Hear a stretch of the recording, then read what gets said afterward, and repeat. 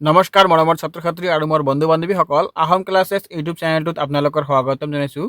আজি মই তোমালোকৰ কাৰণে লৈ আহিছোঁ ক্লাছ 9ৰ ছ'চিয়েল ছায়েন্সৰ তোমালোকৰ পলিটিকেল जो আছে ৰাজনীতি সেইটো কিতাপৰ লেচন নম্বৰ 1। তোমালোকে লেচন নম্বৰ 1ত পাবা ভাৰতৰ ৰাজনৈতিক দল। আমাৰ ভাৰতবৰ্ষৰ যে ৰাজনৈতিক দলবিলাক আছে সেই দলবিলাকৰ বিষয়ে ইয়াত লৈ আহিছোঁ। ছাত্ৰ ছাত্ৰীসকল এই পাঠটিৰ অনুশীলনীত থকা যিমানখিনি কুৱেশ্যন আছে মই তোমালোকৰ কাৰণে সকলোখিনি অতি সহজ আৰু তোমালোকে যাতে সোনকালে বুজি পায় এনেকুৱা ধৰণৰ মই বনাই লৈ আহিছোঁ। চ' ছাত্ৰ ছাত্ৰীসকল তোমালোকে ভিডিঅ'টো স্কিপ নকৰাকৈ গোটেইখিনি চাই থাকা। এইটো ভিডিঅ' চালে তোমাক আৰু বেলেগ একো কিতাপ পঢ়িব নালাগে, ইয়াৰ পৰাই তোমালোকে গোটেইখিনি কমন পাই যাবা। আৰু তোমালোকে যদি মোৰ চেনেলটোত প্ৰথমবাৰ আহিছা চেনেলটো ছাবস্ক্ৰাইব কৰি ৰাখিবা, পাৰিলে বেল আইকনটো দবাই দিয়া, তেনেহ'লে মোৰ এই ভিডিঅ'বিলাক তোমালোকে প্ৰথমতে পাই যাবা। ইয়াত মই অতিৰিক্ত কুৱেশ্যনো বহুতকেইটা লৈ আহিছোঁ, প্ৰায় 20টামান লৈ আহিছোঁ, তোমালোকে শেষৰ পিনে গ'লে গম পাই যাবা। আমাৰ কিতাপত দিয়া আছে 1 নম্বৰত কি দিয়া আছে, একদলীয় শাসন ব্যৱস্থা থকা এখন দেশৰ নাম। যিটো দেশত মানে এটা দল আছে, এটা দলে শাসন কৰি আছে, সেইটো দেশ হ'ল আমাৰ চীন দেশ।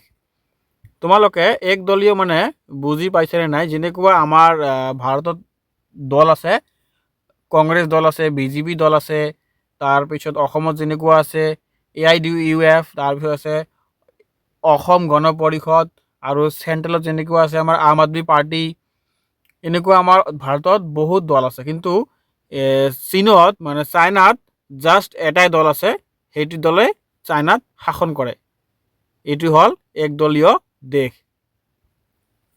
এতিয়া আমাৰ 2 নম্বৰত কি দি আছে, আমেৰিকা যুক্তৰাষ্ট্ৰত থকা দলীয় ব্যৱস্থাটো কি? ইয়াৰ উত্তৰটো হ'ব আমেৰিকা যুক্তৰাষ্ট্ৰত থকা দলীয় ব্যৱস্থাটো হ'ল দ্বিদলীয় ব্যৱস্থা। তাৰ মানে ইয়াত কৈছে কি, যেনেকুৱা আমাৰ ভাৰতত বহুতকেইটা দল আছে, কিন্তু আমেৰিকাত আছে অকল 2টা দল, মানে দ্বিদলীয় ব্যৱস্থা। তাৰপিছত 3 নম্বৰ কুৱেশ্যনত কি দিয়া আছে, ৰাজনৈতিক দলৰ 2টা বৈশিষ্ট্য লিখা। ৰাজনৈতিক দলৰ 2টা বৈশিষ্ট্য হ'ল, ক নম্বৰত দি আছে যেনেকুৱা আমাৰ সংগঠন, আৰু খ নম্বৰত দি আছে নীতি বা আদৰ্শ আৰু আঁচনি। 4 নম্বৰত দিয়া আছে আমাৰ ৰাজনৈতিক দলৰ এটা প্ৰধান কাৰ্য উল্লেখ কৰা। উত্তৰত কি দিয়া আছে, আমাৰ ৰাজনৈতিক দলে জনগণক ৰাজনৈতিক শিক্ষা প্ৰদানেৰে শিক্ষিত কৰে। তাৰপিছত আমাৰ কুৱেশ্যন নম্বৰ 5, অসমৰ এটা আঞ্চলিক দলৰ নাম লিখা। মই যে অলপ আগতে কৈ আহিলোঁ অসম গণ পৰিষদ, এইটো হ'ল আমাৰ অসমৰ দল। তাৰপিছত আমাৰ 6 নম্বৰত কি দি আছে, ঝাৰখণ্ডৰ মুখ্য আঞ্চলিক দলটো কি? ঝাৰখণ্ডৰ মুখ্য আঞ্চলিক দল হ'ল ঝাৰখণ্ড মৰ্চা দল। তাৰপিছত আমাৰ কুৱেশ্যন নম্বৰ 7, ইউপিএৰ সম্পূৰ্ণ অৰ্থ কি? ইউপিএৰ সম্পূৰ্ণ অৰ্থটো আমাৰ হ'ল, ইউতে হ'ল আমাৰ কি, ইউনাইটেড পিতে প্ৰগ্ৰেছিভ, আৰু এতে হ'ব কি আমাৰ এলায়েন্স, ইউনাইটেড প্ৰগ্ৰেছিভ এলায়েন্স। প্ৰশ্ন নম্বৰ আমাৰ 8ত কি দিয়া আছে, ভাৰতবৰ্ষৰ প্ৰথম ৰাজনৈতিক দল কোনটো? আমাৰ ভাৰতবৰ্ষৰ প্ৰথম ৰাজনৈতিক দলটো হ'ল ভাৰতীয় জাতীয় কংগ্ৰেছ। আৰু এই দলটো কোনে কি কৰিছিল, ইনভেণ্ট কৰিছিল? এইটো হ'ব HUME। তাৰমানে ইয়াৰ সম্পূৰ্ণ নাম কি, অলেন অক্টেভিয়ান হিউম, আৰু এইটো হৈছিল আমাৰ 1885 চনত। তোমালোকে মনত ৰাখি ল'বা, পৰীক্ষাত আহিব পাৰে 1885, 1900 নহয়, 1885। 9 নম্বৰত কি দি আছে আমাৰ, কাৰ নেতৃত্বত দি ইণ্ডিয়ান এছ'চিয়েশ্যন গঠন হৈছিল? এইটো হ'ব আমাৰ SN বেনাৰ্জীৰ নেতৃত্বত দ্য ইণ্ডিয়ান এছ'চিয়েশ্যন গঠন হৈছিল। তাৰপিছত আমাৰ 10 নম্বৰ প্ৰশ্ন, ভাৰতৰ জাতীয় কংগ্ৰেছৰ প্ৰথম সভাপতি কোন আছিল? এইটো হ'ব উমেশ চন্দ্ৰ বেনাৰ্জী। প্ৰশ্ন নম্বৰ 1 আহিল আমাৰ ইয়াত, ভাৰতবৰ্ষৰ দলীয় ব্যৱস্থাটোৰ প্ৰধান বৈশিষ্ট্য লিখা। ভাৰতীয় দলীয় ব্যৱস্থাৰ প্ৰধান বৈশিষ্ট্যবিলাক আমাক ক'বলৈ গৈছে। উত্তৰ যেনিবা দিয়া আছে, ভাৰতবৰ্ষৰ দলীয় ব্যৱস্থাটোৰ প্ৰধান বৈশিষ্ট্য হ'ল বহুদলীয় শাসন ব্যৱস্থা। ইয়াত বিভিন্ন ৰাজনৈতিক দলে নিৰ্বাচনত অংশগ্ৰহণ কৰে আৰু সংখ্যাগৰিষ্ঠ লাভ কৰা একাধিক দলে লগ লাগি সংযুক্ত চৰকাৰ গঠন কৰে। চৰকাৰৰ বাহিৰত থকা দলসমূহে বিৰোধী দল হিচাপে কাম কৰে। তাৰপিছত আমাৰ কি দি আছে, প্ৰশ্ন নম্বৰ 2, গণতান্ত্ৰিক ৰাষ্ট্ৰ এখনৰ বাবে কি দলীয় ব্যৱস্থা বিশেষভাৱে উপযোগী? ইয়াৰ উত্তৰটো হ'ব, গণতান্ত্ৰিক ৰাষ্ট্ৰ এখনৰ বাবে দ্বিদলীয় ব্যৱস্থা বিশেষভাৱে উপযোগী। এই ব্যৱস্থাত গণতান্ত্ৰিক ৰাষ্ট্ৰ এখন অধিক সুস্থিৰ আৰু সবল হয়। তাৰপিছত প্ৰশ্ন হ'ল 3 নম্বৰ প্ৰশ্ন, ৰাজনৈতিক দলৰ প্ৰধান বৈশিষ্ট্য 4টা উল্লেখ কৰা। ৰাজনৈতিক দলৰ প্ৰধান 4টা বৈশিষ্ট্য হ'ল, ক নম্বৰত কি দি আছে, সংগঠন, খ নম্বৰত দি আছে নীতি বা আদৰ্শ আৰু আঁচনি, তাৰপিছত গ নম্বৰত কি দি আছে, ক্ষমতা দখলৰ বাবে থকা আকাংক্ষা, আৰু ঘ নম্বৰত আমাৰ শেষৰটো দি আছে জাতীয় স্বাৰ্থৰ প্ৰতি সন্মান। তাৰপিছত আমাৰ 4 নম্বৰত কি দি আছে, 5টা আঞ্চলিক ৰাজনৈতিক দলৰ নাম লিখা। ইয়াৰ এনচাৰটো হ'ব, 5টা আঞ্চলিক ৰাজনৈতিক দলৰ নাম হ'ল আমাৰ ইয়াত, মই এইটো চাৰ্ট বনাই লৈ আহিছোঁ, তোমালোকে চাই ল'বা। 1 নম্বৰত দিয়া আছে আমাৰ অসম গণ পৰিষদ, মানে আমাৰ এই আঞ্চলিক দল, মানে এইটো হ'ব অসমত মানে ষ্টেটৰ দলবিলাক, মানে ৰাজ্যৰ যিবিলাক দল আছে এইটো হ'ল আঞ্চলিক দল। 1 নম্বৰত যেনেকুৱা আমাৰ আছে অসম গণ পৰিষদ, এইটো হ'ল অসমৰ দল। তাৰপৰা 2 নম্বৰত দিয়া আছে কি, আকলি দল, এইটো হ'ব আমাৰ পাঞ্জাৱৰ দল। যিটো আছে শিৱসেনা, শিৱসেনাটো হ'ব আমাৰ মহাৰাষ্ট্ৰৰ। 4 নম্বৰত দি আছে কি, তেলেগু দেশম, এইটো হ'ব অন্ধ্ৰপ্ৰদেশত। আৰু 5 নম্বৰটো দি আছে দ্ৰাবু মুট্টু কাজগাম, এইটো হ'ব তামিলনাডুৰ। 5 নম্বৰ প্ৰশ্ন দি আছে কি আমাৰ, মৰ্চা চৰকাৰ বুলিলে তোমালোকে কি বুজা? মৰ্চা চৰকাৰ বুলিলে আমি সাধাৰণতে কি বুজো? উত্তৰত দিয়া আছে, যেতিয়া কোনো এটা বিশেষ ৰাজনৈতিক দলে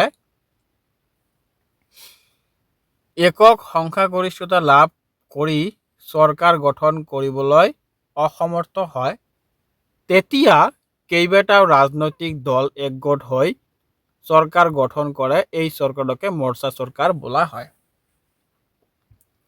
ছাত্ৰ ছাত্ৰীসকল, এইটো কথা তোমালোকে যদি চিম্পুল ভাষাত ক'বলৈ যোৱা, যেনেকুৱা আমাৰ অসমত যদি 126টা MLA আছে, এই গোটেইখিনি MLA যদি এটা দলে, এই গোটেইখিনি নহয়, এই 126ৰ ভিতৰত আধাতকৈ অলপ বেছি যদি এটা দলে পাই যায়, তেনেহ'লে সেই দলটোৱে আমাৰ চৰকাৰ গঠন কৰিব।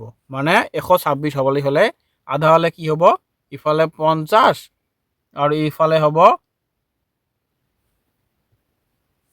হ'ব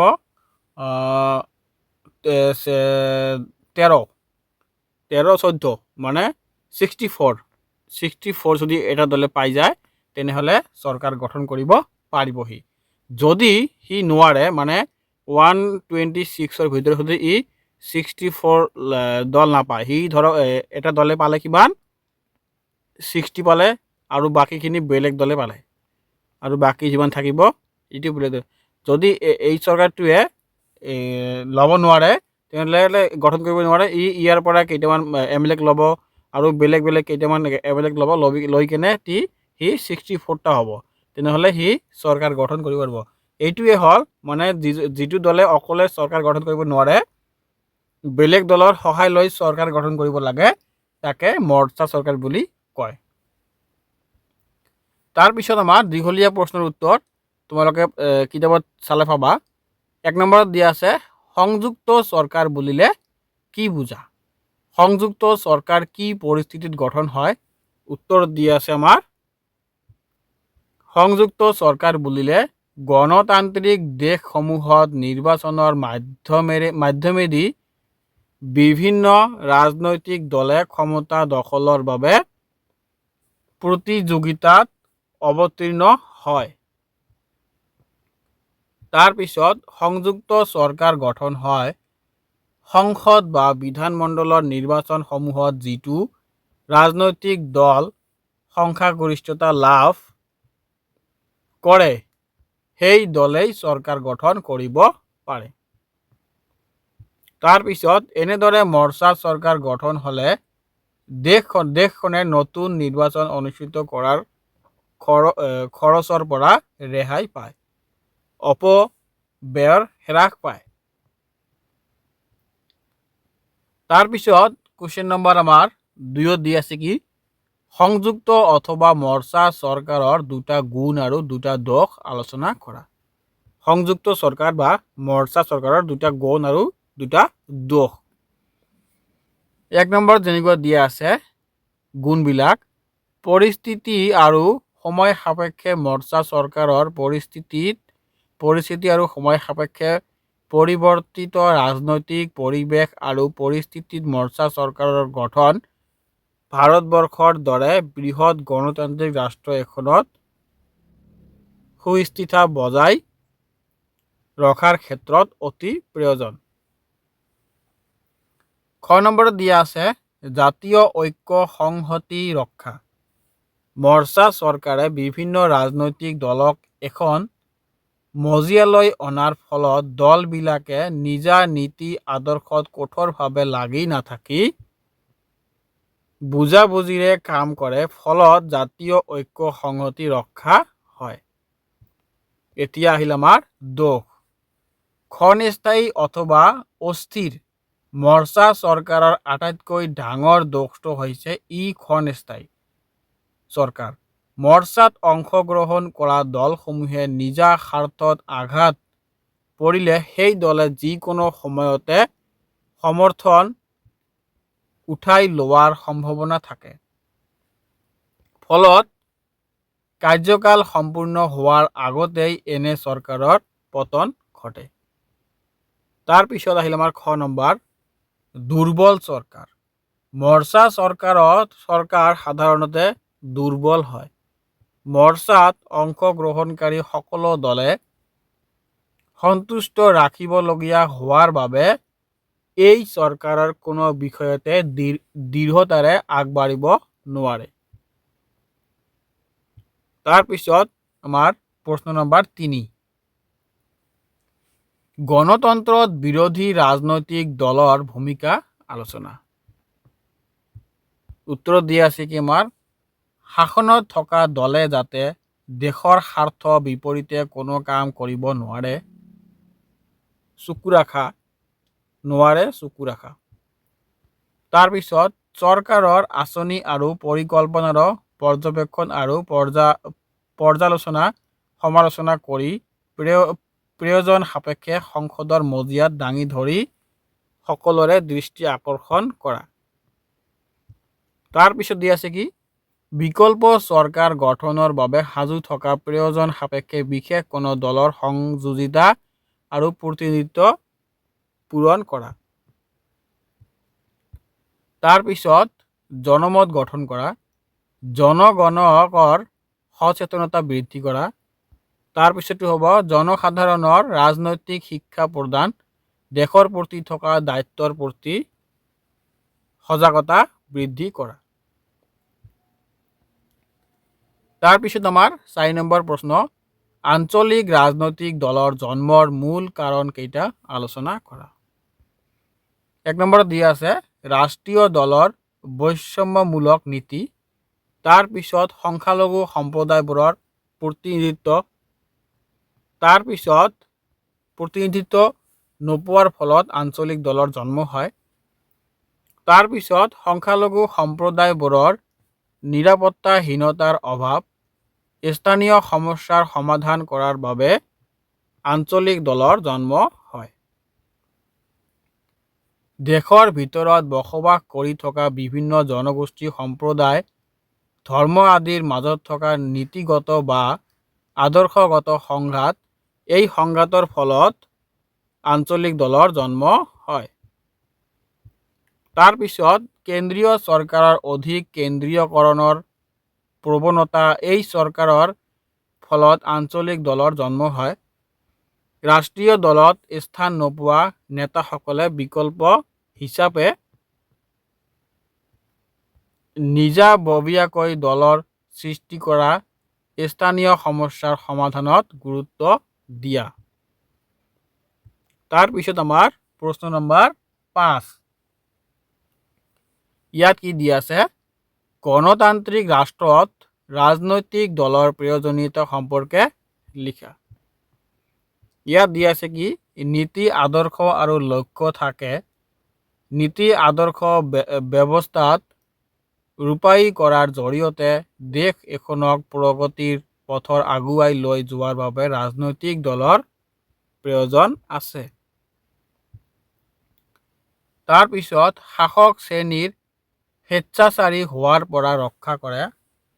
চৰকাৰৰ সমালোচনা কৰি সংসদত দাঙি ধৰি সকলোৰে দৃষ্টি আকৰ্ষণ কৰা।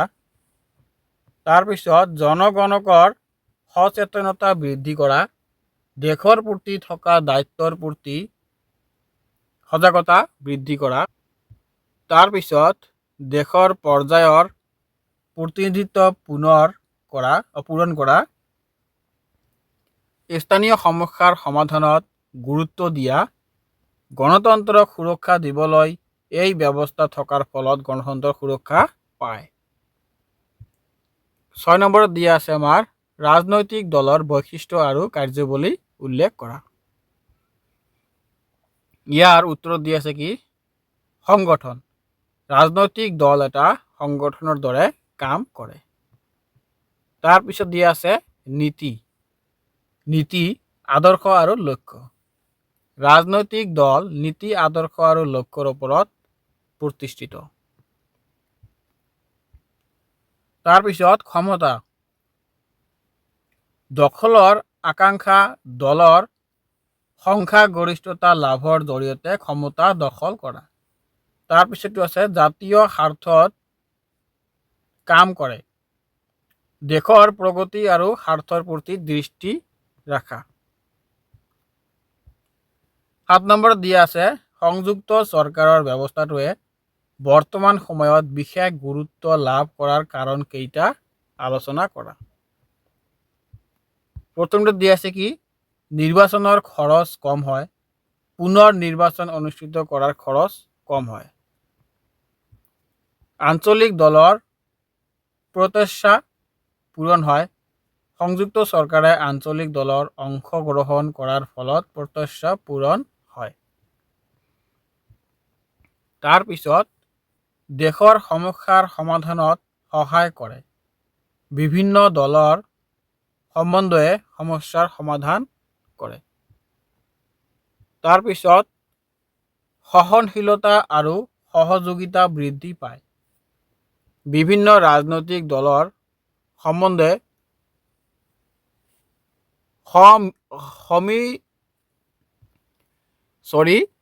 সমিলমিলেৰে কাম কৰাৰ ফলত সহনশীলতা আৰু সহযোগিতা বৃদ্ধি পায়।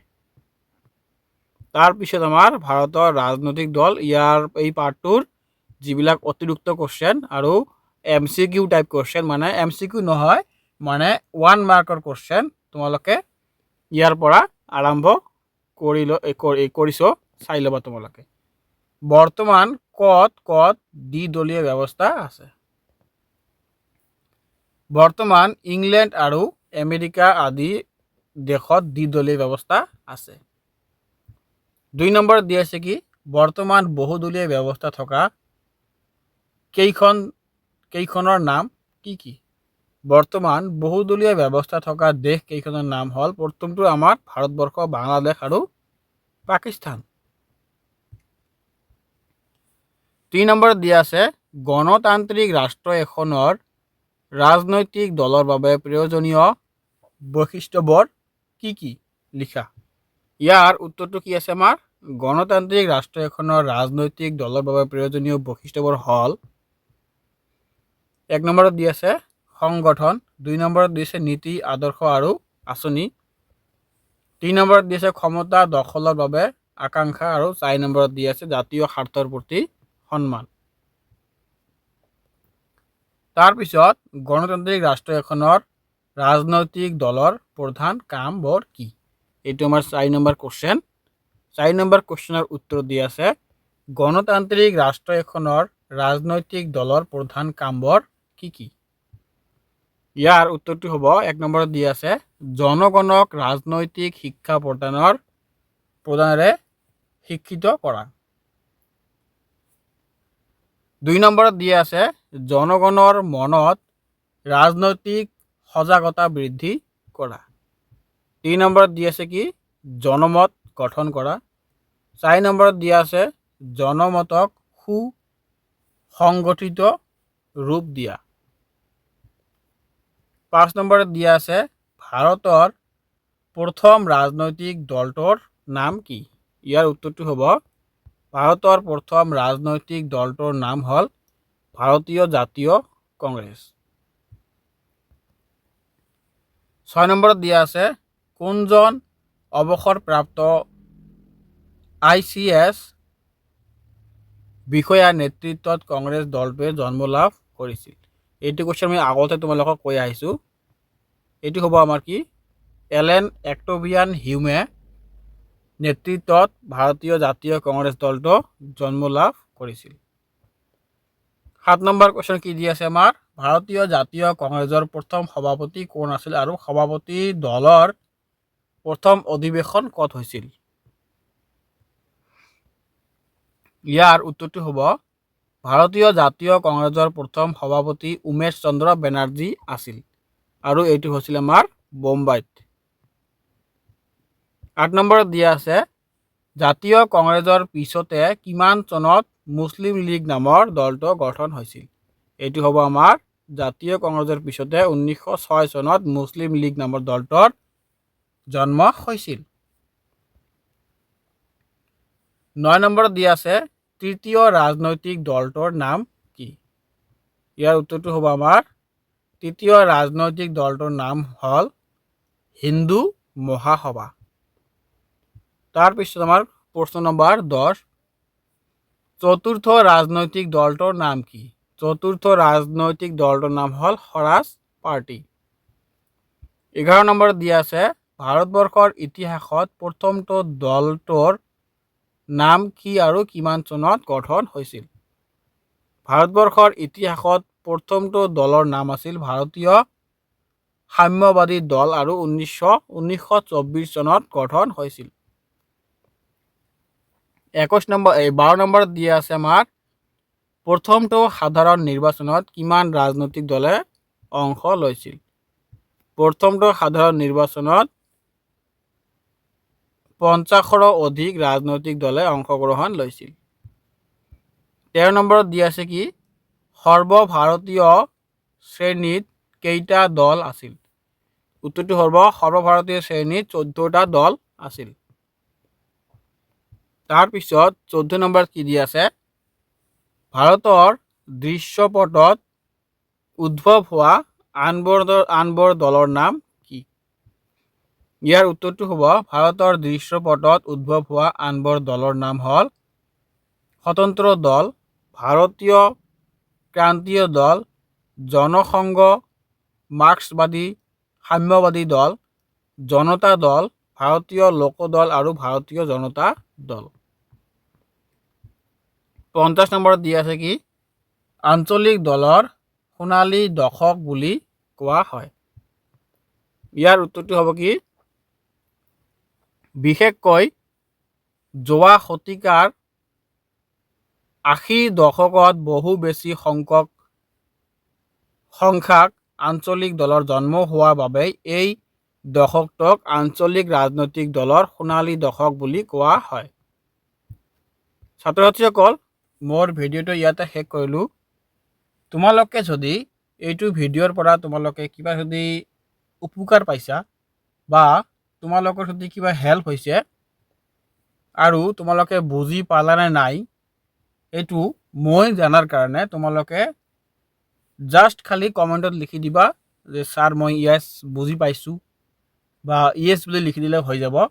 তোমালোকে কমেণ্টত মোক এটা কমেণ্ট হ'লে কৰি দিয়া যে ছাৰ মই বুজি পাইছোঁ বা বুজি পোৱা নাই। আৰু তোমালোকৰ যদি কোনোবা এটা কুৱেশ্যন কনফিউজ থাকে বা তোমালোকৰ ডাউট থাকে তেনেহ'লে তোমালোকে মোক কমেণ্টত লিখি দিয়া যে ছাৰ মই এইটো কুৱেশ্যন বুজি পোৱা নাই। তেনেহ'লে মই তোমাক এক্সট্ৰাকৈ বুজাৰ কাৰণে ট্ৰাই কৰিম। চ' আজিৰ ভিডিঅ'টো ইয়াতে শেষ কৰিলোঁ। তোমালোকৰ ফাইনেল এক্সাম আহি আছে, অলপ ভালকৈ প্ৰিপাৰেশ্যন লোৱা। 9টো তোমালোকে ভালকৈ পঢ়িলে ক্লাছ 10ত অট'মেটিক তোমালোকৰ ভাল হৈ যাব। ছাত্ৰ ছাত্ৰীসকল ধন্যবাদ। আজিৰ ভিডিঅ'টো ইয়াতে শেষ কৰিলোঁ।